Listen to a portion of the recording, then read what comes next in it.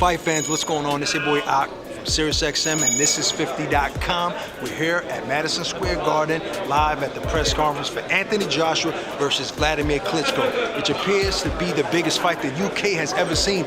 90,000 seats sold already at Wembley Stadium, April 29th. This is a heavyweight showdown that you guys do not want to miss. What's going on, fight fans? It's your boy Ak from SiriusXM, and this is 50.com. And I have here what is projected to be the next big star in the heavyweight division or in boxing in general. Anthony, now you said this is your second time in the U.S., but your first time in New York. Correct. You know, we're New Yorkers. I'm from New York. This is like we feel like New York is the capital of the world, but I know boxing is big in the UK. Yeah. But do you feel that? I mean, I know you was asked this question in the presser, but I mean, subliminally, do you feel like you have to conquer the U.S. to be, as you know, the Lennox Lewis of the world, that, you know, that type of heavyweight champ? Conquering is a big task, but I think to fight here and gain the attention of the US is important. To conquer is something that is far and beyond. That's that Mayweather status, that Tyson status. I think you have to be homegrown talent to conquer. Well, speaking of Mayweather, Steven Espinoza from Showtime had a vision where he wanted to sign a multi-fight deal with Floyd, and now he feels the same way about you. So I guess you looked at him in a good light. That's what I'm saying. So, as far as Wladimir, people saying that he's on the verge of being too old. You might be a little green for that fight, so it is the perfect time. It is the perfect time. Now, have you gotten a little flack for maybe Charles Martin not being such a tough opponent, and does that bother you when social media says, "Oh, Anthony won a heavyweight title, but against a bum"? I think what people got to remember is that Charles Martin called me out, for instance, you know. So it's not like I just sit in my throne with my feet up with a cigarette and say, "Martin, come on." No. I'm slugging away in the gym, grinding for the last few years, and Martin says, "Who's this kid in the UK? This is the kid I want to fight." So I say, "Cool."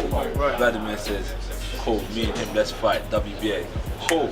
And this is just how my journey goes. So if I beat Martin in a 12-round slugfest, they say AJ's not as good, or what a fight. Or if I beat him in 1 round, so you can't win, but it's no problem.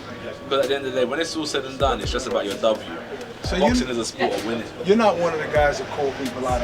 Obviously, all the guys called you out, right? Or do you? I mean, do you feel like you have to bring that into the sport, into your repertoire? I think right now, the way things are panning themselves out naturally, I haven't got to call no one out. Right. But there was one guy that I said to coach, "We got to get this fight on," and that's Dylan, the guy from London. Because he runs his mouth a lot. Yeah, from years. So I said, "We've got to get this fight done and dusted," and I got the victory. And this knockout victory. This time last year, I just won the British title. Right. So I was last year I was training to fight Charles Martin.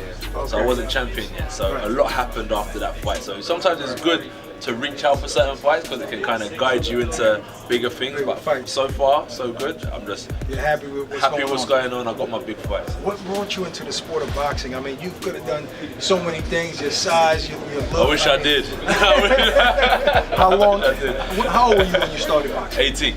18. I started training. You know, like it's that thing is that don't worry about boxing. I can fight anyway. Right.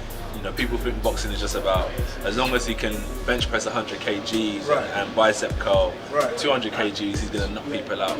I soon realized that there's a science to this. So I was training for 6 months, and I had my first fight in November 2008. You know, 18 years old is fairly late for boxing, so to speak, especially in this country. Boxers are grown from 5, 6, 7 years old because it has to be a second nature. But at 18, that's late. So I guess you're ahead of your time.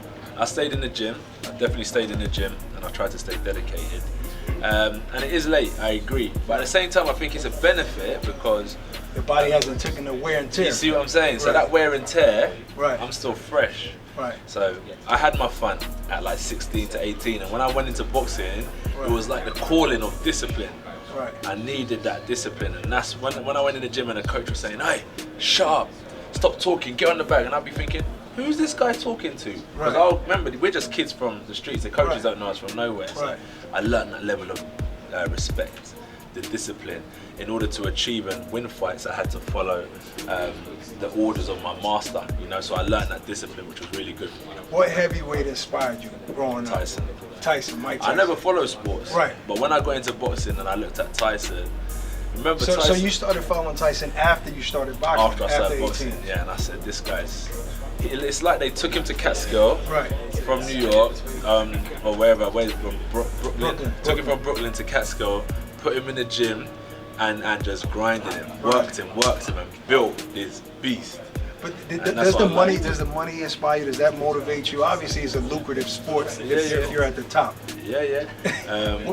What's do you know what the money is for me? What's that? Okay, it's like... You take care of your boys. I see you on Instagram. All your guys are on vacation in Dubai. So Anthony's taking care of his guys. I mean, we're all enjoying. They're all businessmen. Everyone's enjoying. We're all business, but you know, and it's a good thing is because not everyone can just jump on a plane to Dubai. You know, we're very lucky in that sense. So it's a privilege to be able to enjoy this with my friends as well. Right. So that's a benefit of boxing. But the money side of it is like if family need it's just a pot to access if it's needed for the right security. It's just security, not only for myself but for family. Now I got two final questions. Now first, I know you probably follow Bernard Hopkins. A lot of these guys, you know, they say that the sport retires fighters. The fighters don't retire from the sport. Now they all say they're gonna finish at a certain time, at a certain age. But how do you foresee your future? When do you see Anthony Joshua no longer boxing?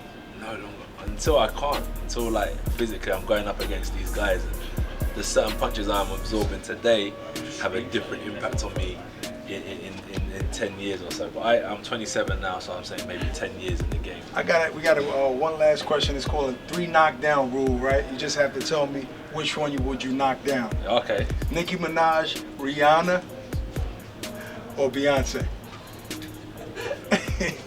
Rihanna, because B's married, so I'm gonna give Jay that respect. Who's your favorite hip hop artist here in the United States? Hip hop artist. Let me think. Who am I feeling at the minute? I listen to a guy, Jeru. Okay, Jeru.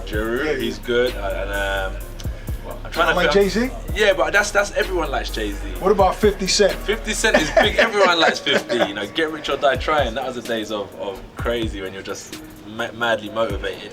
But I like Bone Thugs, BG Knockout. He's a big hip hop fan. Yeah, easy. All right, folks. Anthony Joshua, look out for him. Boxing's next door. This is 50.com.